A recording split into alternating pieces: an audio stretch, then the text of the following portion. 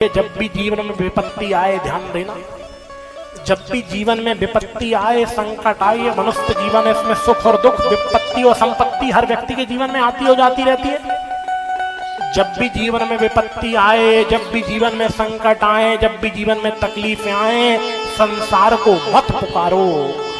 संसार के सामने अपनी विपत्ति का रोना मत रो।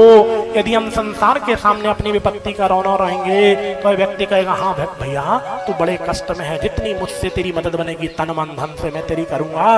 और जब आप उससे के सामने से चले जाएंगे ना तो आपके लिए हंसेगा, देखो ये आया था मेरे पास रो रहा था। और जब 4 लोग जुड़ेंगे तो आपको उन 4 लोगों के सामने हंसी का पात्र भी बना देगा। इसलिए जब भी जीवन में विपत्ति आए, दुख आए, तकलीफें आए, यदि रोना ही है किसी के सामने, गिड़गिड़ाना ही है किसी के सामने, तो मेरे भगवान के सामने रोले, मेरे कृष्ण के सामने रोले, मेरे गोविंद के सामने रोले। और जीवन में एक बात याद रखना, विपत्ति को विपत्ति नहीं कहते और संपत्ति को भी संपत्ति नहीं कहते। जानते इस मनुष्य जीवन की सबसे बड़ी विपत्ति और इस मनुष्य जीवन की सबसे बड़ी संपत्ति क्या है?